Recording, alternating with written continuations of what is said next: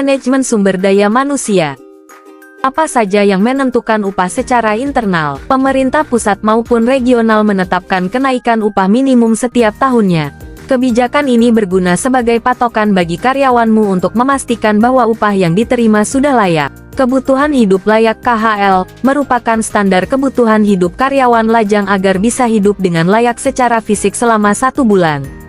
KHL ini menjadi pertimbangan Menteri Ketenagakerjaan untuk menaikkan upah minimum.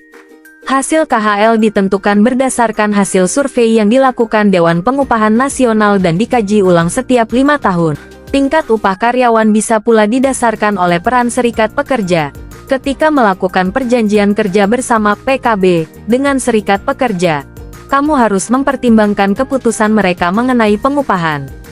Selain melakukan PKB, dialog dengan serikat pekerja juga bisa memengaruhi keputusan tempat kerja untuk meningkatkan upah minimum.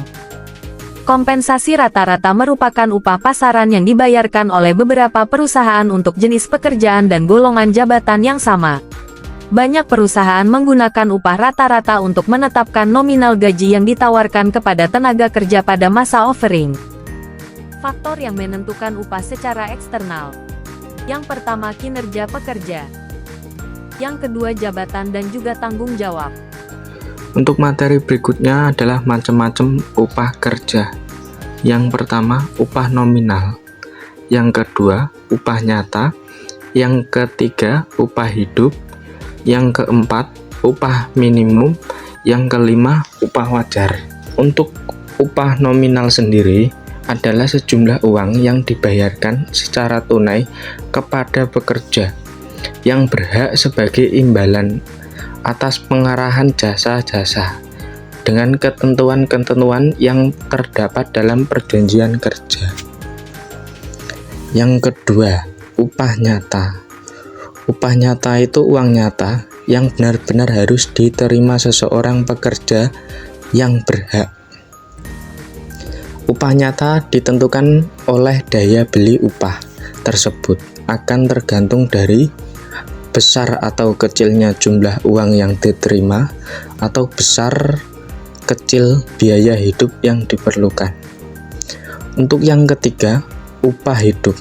Upah hidup sendiri adalah yaitu upah yang diterima pekerja atau buruh relatif cukup untuk membiayai keputusan hidupnya secara luas, yang bukan hanya kebutuhan pokoknya saja, melainkan kebutuhan sosial keluarga, ya seperti pendidikan, asuransi, rekreasi, dan lain-lain.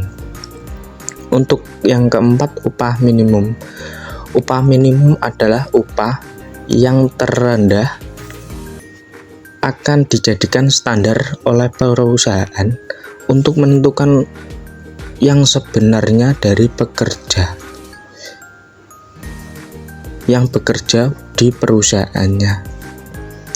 Untuk yang kelima, upah wajar. Upah wajar adalah upah yang secara relatif dinilai cukup wajar oleh pengusaha dan pekerja atau buruh sebagai imbalan atas jasa-jasanya pada perusahaan. Ya, kita lanjut materi berikutnya. Untuk materi berikutnya, pemberian upah dari hasil evaluasi pekerja. Dalam metode ini, upah pekerja ditentukan berdasarkan hasil evaluasi kinerja mereka. Evaluasi pekerjaan dilakukan untuk menilai jauh mana pekerja telah mencapai target atau standar yang ditetapkan oleh perusahaan. Proses evaluasi pekerjaan biasanya melibatkan beberapa faktor seperti produktivitas, kualitas kerja, inisiatif, keterampilan, dan kontribusi terhadap tim atau perusahaan secara keseluruhan.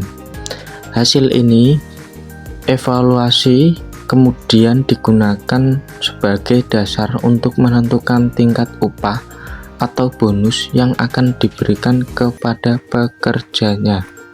Keuntungan dari metode ini adalah bahwa pekerja yang memiliki kinerja yang baik akan mendapatkan penghargaan yang sesuai dengan kontribusi mereka. Yuk kita lanjut materi berikutnya. Untuk materi berikutnya adalah macam-macam pengupahan. Yang pertama, upah harian. Yang kedua, upah mingguan. Yang ketiga, upah bulanan. Yang keempat, upah per jam. Yang kelima, upah gabungan. Penerapan teori motivasi dalam penyusunan rencana. Untuk materi penerapan teori motivasi dalam rangka penyusunan rencana, yang pertama, teori harapan. Teori ini menyatakan bahwa motivasi seseorang untuk mencapai tujuan dipengaruhi oleh 3 faktor utama, yaitu harapan, instrumen, dan valensi. Yang kedua, teori tujuan. Teori ini menyatakan bahwa pengaturan tujuan yang spesifik, menantang, dan dapat diukur dapat meningkatkan motivasi dan kinerja. Dalam penerapannya, penting untuk menetapkan tujuan yang jelas dan terukur dalam rencana yang dijalankan. Yang ketiga, teori penguatan.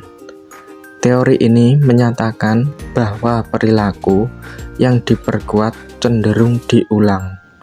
Dalam penerapannya, penting untuk memberikan penguatan positif seperti pujian atau penghargaan ketika mencapai langkah-langkah atau target yang telah ditetapkan dalam rencana. Oke, selanjutnya adalah materi mengenai tunjangan.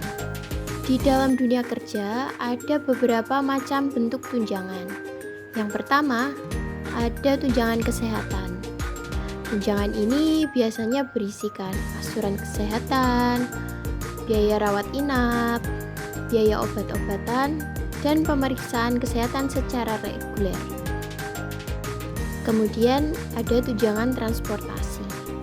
Tunjangan transportasi biasanya diberikan oleh kalangan tertentu, dan bentuk tunjangan ini berupa subsidi transportasi umum, biaya transportasi, ataupun tunjangan dalam bentuk kendaraan pribadi.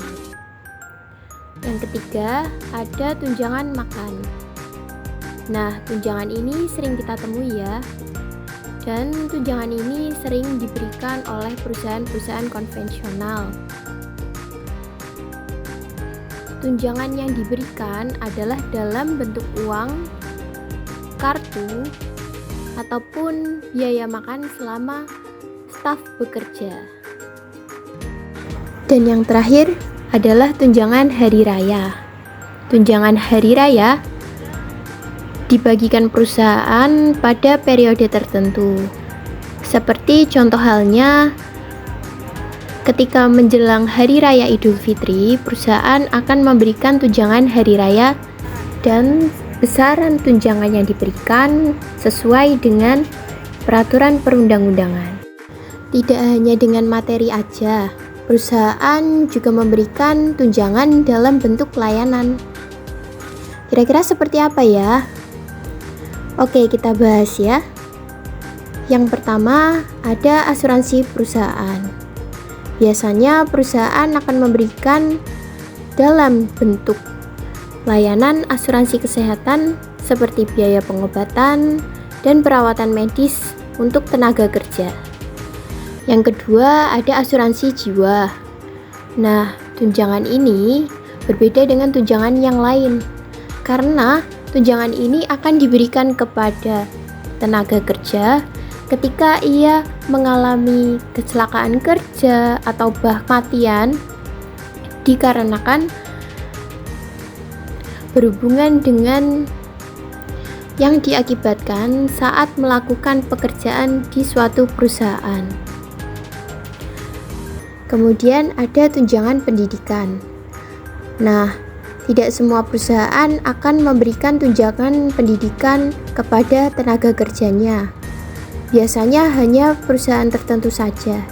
Tunjangan yang diberikan adalah fasilitas untuk mengembangkan keterampilan, skill, dan potensi yang dimiliki oleh suatu karyawan.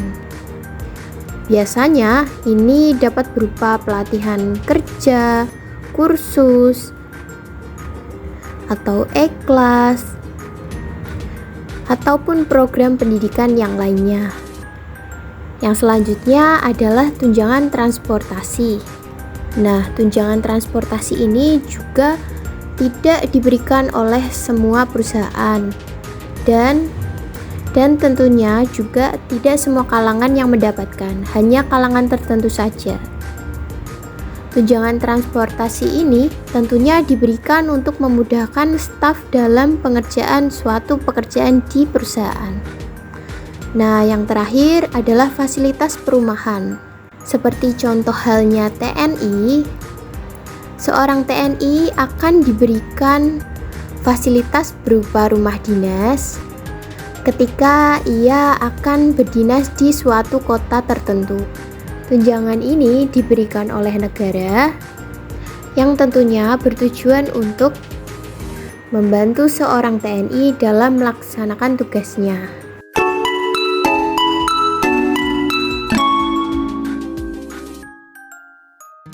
Thank you all for watching this here video. Please like and subscribe and follow. Much love from Little Yas to each of you. Content creator.